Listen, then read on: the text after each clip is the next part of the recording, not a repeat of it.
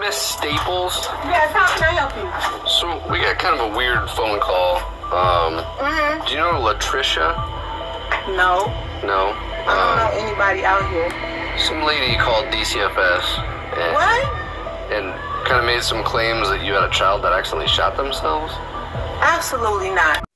Pada malam tanggal 25 Juli 2023, petugas dipanggil datang ke kediaman keluarga di Rock Island, Illinois. Setelah panggilan telepon yang mengkhawatirkan melaporkan seorang anak telah diduga menembak dirinya sendiri. Dan siapakah anak ini? Dan apakah sebabnya ini terjadi? Atau apakah laporan ini benar-benar nyata atau tidak? Namun ketika polisi datang di rumah itu, tampaknya tidak dapat dipercaya. Sang ibu dari 4 anak, Susie Staples, named Zion. No. One of the calls from 2021, DCFS came out to your residence in Chicago, and there was a Zion Staples there. namun pada kunjungan kedua keesokan harinya akan berakhir mengerikan, akan membuat Anda jijik dan terkejut. Hai guys, apa kabar kalian semua? Semoga selalu sehat dan bahagia ya. Sebelum lanjut silahkan tekan tombol subscribe, like, dan tekan tombol loncengnya supaya kalian tahu setiap saya upload video baru. Dalam video ini, saya akan menunjukkan kepada kalian seperti apa pembohong sejati itu. Orang yang menelpon adalah tetangga dan teman seorang wanita bernama Susie Staples. Anehnya, Susie mengatakan pada temannya bahwa putranya Zion tidak akan pulang ke rumah untuk Natal lagi. Mungkin kalian setuju bahwa pernyataan ini tidak terdengar meyakinkan. Susie dan anak-anaknya tinggal di Rock Island selama beberapa tahun dan tidak pernah pindah rumah selama jangka waktu itu. Bagi anak-anak Susie, rumah ini sudah menjadi bagian hidup mereka. Rock Island adalah kota dengan penduduk 37.000 jiwa. Sang ibu, Susie Staples, seorang perawat pasien jompo. Dia bekerja hanya beberapa kilometer jauhnya di rumah sakit Mercy One Genesis Hospital. Susie juga mahasiswa di community college setempat. Dia berusaha melanjutkan pendidikan setelah terlambat memulai. Susie telah bercerai dari suaminya, Lex Owen. Perpisahan mereka cukup berantakan. Ternyata keduanya saling membenci satu sama lain. Begitu Lex Owen mulai menemui wanita lain, semuanya selesai. Tampaknya pasangan baru Lex Owen juga membenci Susie. Lex bukanlah satu-satunya laki-laki yang memiliki anak dengan Susie. Sebenarnya, Susie adalah ibu dari 8 anak, dengan 12 tahun perbedaan usia antara anak pertama dan terakhir. Sebagai ibu, Susie dianggap tidak layak mengurus 2 anak tertuanya, dan akhirnya kedua anak itu ditempatkan dalam perawatan DCFS, yaitu Departemen Layanan Anak-anak dan Keluarga di Illinois. Ada rumor lain yang bukan satu-satunya alasan mengapa Susie tidak pernah ingin melihat anak-anaknya itu lagi. Adalah karena Susie juga memiliki senpi. Tapi dari luar, keluarga Staples tampak seperti keluarga normal dan bahagia. Pada tahun 2023 berjalan, diduga hanya ada Susie dan 4 putrinya yang lebih kecil ada di rumah itu. Tetangga mengingat melihat gadis-gadis itu di halaman belakang rumah keluarga Staples, melakukan hal-hal yang biasa dilakukan gadis-gadis muda, menggambar jalan masuk rumah dengan kapur warna-warni dan bermain satu sama lain dengan mainan seperti itu. Hal-hal sederhana karena secara finansial keluarga ini tidak terlalu kuat atau stabil. Karena setelah Susie putus cinta, perceraian, dan hal lain yang terjadi sebelumnya. Sekarang Susie adalah ibu tunggal yang berusaha sekuat tenaga membesarkan setidaknya 4 anak. Menjadi orang tua tunggal akan menjadi sangat sulit. Susi memiliki beberapa anak yang harus dia beri makan.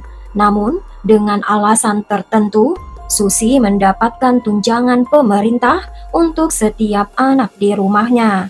Ada tanda-tanda Susi mencoba memperbaiki situasinya. Dia tidak hanya bekerja penuh waktu, tetapi Susi kuliah juga. Ini adalah hal positif. Setidaknya untuk jangka waktu pendek, keluarga ini tidak akan melihat kemewahan, seperti mobil keluarga baru atau liburan. Beberapa tetangganya akan memperhatikan Susi, sering berbicara tentang pergi ke gereja, tapi Susi tidak benar-benar menghadirinya. Anak-anaknya tidak pernah bersekolah karena Susi percaya homeschooling atau belajar dari rumah.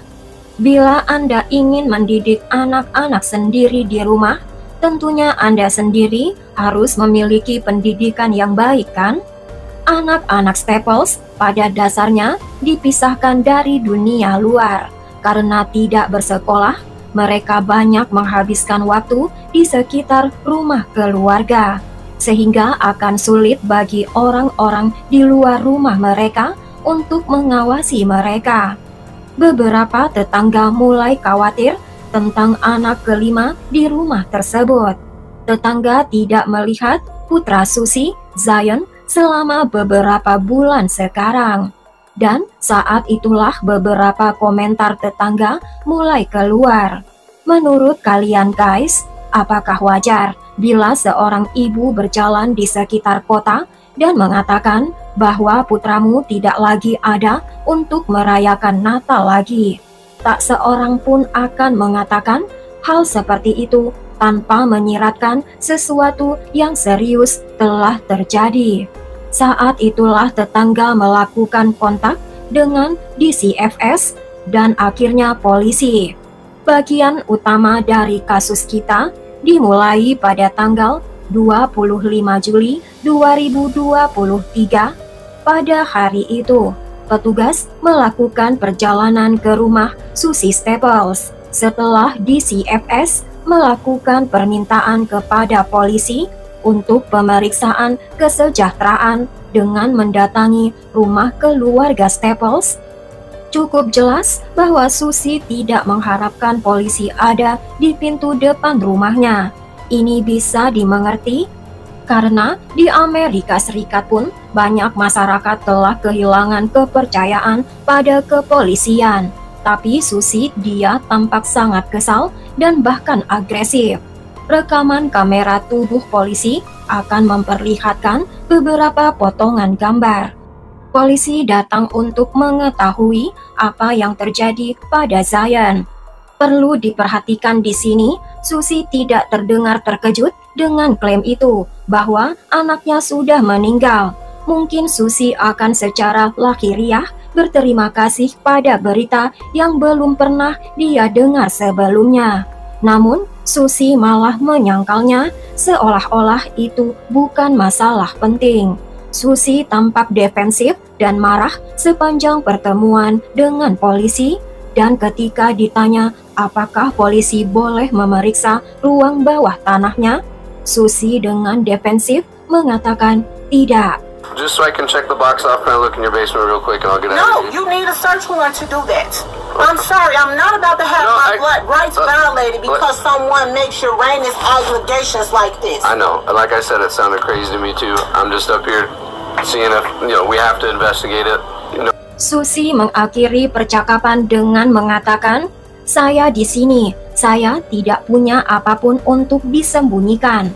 Susi mengaku dia tidak pernah memiliki anak bernama Zion.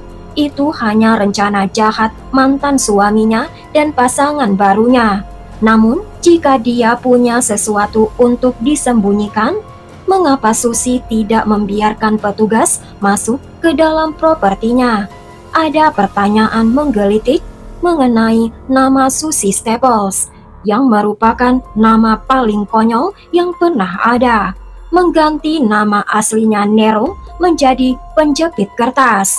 Susi jelas-jelas defensif tentang sesuatu, namun tanpa surat perintah penggeledahan, polisi tidak boleh melakukan apapun yang menjadi alasan mengapa polisi kembali ke kantornya mencoba untuk mendapatkan surat penggeledahan untuk rumah Susi. DCFS dan kepolisian memiliki alasan bagus menyelidiki kasus Susi Staples. Zion adalah nama acak yang diambil dari cerita yang tidak realistis. Karena anak-anak Susi tidak pernah bersekolah, sehingga tidak ada dokumen tentang Zion dan tidak pernah melihat Zion. DCFS setidaknya bisa memastikan bahwa Zion Staples memang ada. Susi masih mengklaim tunjangan anak dari seorang anak bernama Zion. Jika kisah Zion dibuat-buat, mengapa tunjangan Zion masuk ke dalam rekening Bank Susi? Karena Susi mengaku Zion itu tidak nyata, ini setidaknya menunjukkan Susi melakukan penipuan untuk mendapatkan tunjangan anak. Memberi alasan polisi kembali ke rumahnya untuk kunjungan kedua. Pada tanggal 26 Juli 2023, hanya sehari setelah kunjungan pertama, polisi kembali ke rumah Susi dengan surat penggeledahan. Dapat kita lihat dalam rekaman kamera tubuh petugas, nada bicara Susi sangat berbeda kali ini. Pertukaran kekuasaan antara Susi dengan beberapa petugas langsung terjadi. Ketika petugas bersiap memeriksa propertinya, Susi tampak jauh lebih berhati-hati dan khawatir. Susi tidak punya pilihan lain selain membiarkan polisi masuk. Dan polisi juga tidak menunggu Susi untuk membiarkan polisi masuk juga. Sementara dua dari polisi menahan Susi, dua petugas yang lain memeriksa ruang bawah tanah untuk memeriksa tanda-tanda atau petunjuk Zion. I'm scared to death because I don't know what's going on. And so the reason we're here, okay, is because we're investigating a call that we had, okay? The officers came out and talked to you last night, correct? Yes. Okay. We have to handle that real seriously, okay? Because the allegations are that you have a son and that he's deceased and he's here in this house. Okay, so that's where we're at right now. Do you have a son named Zion? No, I don't. Sementara itu di lantai atas cukup jelas Susi mulai panik atas sesuatu. Sekali lagi, ketika ditanya anaknya yang bernama Zion ada atau tidak, Susi menjawab tidak. Dan Susi mengatakan dia mengalami situasi seperti ini karena identitasnya sendiri telah dicuri. Sepertinya sangat tepat bahwa Susi punya anak bernama Zion. Alasan cerita cadangan ini sudah tersedia. I did. Okay. False calls that were made. Okay. Correct. One of the calls from 2021, DCFS came out to your residence in Chicago, and there was a Zion Staples there. Polisi menyita ponsel Susi, dan saat Susi akhirnya mengalah pada petugas, tetapi dia tetap saja tidak mau mengakui bahwa Zion adalah orang yang benar ada. Detektif tampaknya punya firasat, dan firasat polisi akhirnya benar. Setelah Susi ditangkap dan dikawal keluar, polisi melihat ke garasi di luar properti itu. Ruangan itu hampir seluruhnya kosong, menyisakan barang-barang yang ditumpuk di pojok di bawah beberapa rak. Di antara beberapa barang terlihat ada tong sampah yang tersembunyi di pojok. Secara alamiah, hal ini menarik perhatian polisi. Setelah mengundang detektif forensik, mereka kemudian memeriksa apa yang ada di dalam tong sampah itu. Petugas itu mencium bau yang tidak sedap. Tempat sampah itu tampak memiliki sesuatu yang cukup berat di dalamnya. Setelah melihatnya lebih dekat, petugas menemukan apa yang mereka cari. tubuh seorang anak laki-laki ditemukan di dalam tong sampah itu, dan akhirnya terbukti itu adalah Zion. Ternyata Susi telah berbohong selama ini. Zion ternyata adalah orang yang nyata. Zion sekarang sudah meninggal. Dia sangat nyata, sama seperti saudari-saudari sekandungnya yang lain. Tidak bisa dimengerti bagaimana bisa seseorang bisa berbohong tentang keberadaan seorang anak. Ini adalah hal yang paling jahat yang dilakukan oleh seorang ibu. Susi ditangkap dengan tuduhan tambahan, namun kasus ini tidak berkembang seperti yang diharapkan. Dari awal petugas memutuskan untuk tidak melihat kasus ini sebagai kasus pembunuhan, tetapi sebagai kasus kematian yang tidak disengaja. Susi mencoba merahasiakan, dan tragisnya dua anak-anak Susi lainnya akan mengakui bahwa mereka melihat saudara laki-laki mereka Zion meninggal. Anak-anak Susi ini mengaku bahwa Zion secara tidak sengaja melukai dirinya sendiri dengan senpi. Setelah Zion menemukan senpi milik ibunya, menurut petugas ini adalah satu kesalahan besar. Hasil autopsi mengungkapkan bahwa kematian tersebut tidak wajar dan dianggap mencurigakan. Susi didakwa bukan dengan pembunuhan, tapi karena kegagalan melaporkan kematian anak di bawah umur 13 tahun, menyembunyikan kematiannya dan menghalangi keadilan. Apabila sejak awal Susi mungkin tidak akan menghadapi kehidupan penjara, namun dia harus banyak memberikan penjelasan. Biasanya seorang ibu tidak akan menyembunyikan jenazah putranya dan bahkan menolak bahwa Zion benar-benar ada. Betapa bodohnya Susi membiarkan Zion bisa menemukan senpinya. Atau dia seharusnya merasakan tidak nyaman mengklaim keuntungan dari anaknya yang sudah meninggal. Jaksa tetap fokus pada kasus, bukan pada pembunuhan, tetapi pada kelalaian Susi membahayakan Zion dan karena penipuan. Menurut penuntut, Zion meninggal karena luka senpi yang kemungkinan besar adalah kecelakaan dan bundir. Sepertinya Zion menemukan senpi di rumahnya, mengarahkan ke tubuhnya dan menarik pelatuk, tanpa mengetahui bahwa senpi itu sebenarnya berisi peluru. Bukannya Susi memanggil ambulans atau melapor kepada polisi, dia meminta putri-putrinya untuk membantu menyembunyikan jasad saudara mereka. Dua putrinya membantu menempatkan jasad Zion ke dalam tong plastik dan menempatkannya ke ruang bawah tanah, tepat di bawah ruangan di mana keluarga rutin sarapan pagi dan makan malam bersama. Susi meminta anak-anaknya membantu mengganti karpet yang pada saat itu dipenuhi darah. Diduga karena kekurangan uang, Susi dapat mengklaim tunjangan anak untuk Zion yang sudah meninggal. Susi telah menghapus keberadaan Zion dari hidupnya, namun Susi terus menerima tunjangan Zion beberapa bulan setelah Zion meninggal. Setelah tong itu menjadi sangat bau, Susi memindahkan tong itu dari ruang bawah tanah ke garasi tambahan yang terletak di ujung properti itu. Susi menempatkan di dasar tong sampah logam berat dan meletakkannya di pojok kamar, menyembunyikannya dari pandangan orang-orang. Detektif juga menemukan beberapa penyegar udara di dalam garasi. Setelah membuka tong itu, detektif menemukan jasad Zion yang hanya ditutupi oleh celana pendek Spider-Man.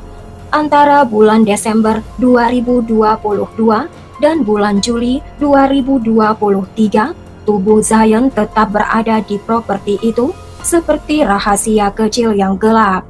Dan ibunya mengklaim semua uang pemerintah yang seharusnya untuk pengasuhan Zion. Dan karena kesalahannya, Susi harus berbohong terus-menerus. Sangat capek hidup terus-menerus berbohong. Kebanyakan orang akan menangis sejadi-jadinya karena anaknya meninggal daripada rasa takut kehilangan tunjangan anak. Ini adalah kombinasi antara kebodohan dan ketamakan. Dalam persidangan terungkap, Zion kemungkinan besar akan melukai dirinya sendiri dengan senpi. Ahli koroner mengatakan, kita tidak akan pernah tahu siapa yang menembak Zion, sehingga banyak orang yang percaya bahwa ini adalah sebenarnya pembunuhan. DCFS menyatakan bahwa mereka telah berurusan dengan keluarga Staples beberapa kali selama 10 tahun terakhir. Selama waktu ini, DCFS menyelidiki beberapa klaim kekerasan dalam keluarga Staples, namun tidak satupun dari klaim ini kredibel. Hakim menemukan penyebab kasus ini dan ingin menunda persidangan. Sebagai respon, Susie melambaikan tangan dan meminta pengadilan juri. Namun, sebelum persidangan dimulai, Susie memutuskan mengambil kesepakatan pembelaan dan mengaku bersalah untuk membahayakan nyawa atau kesehatan seorang anak.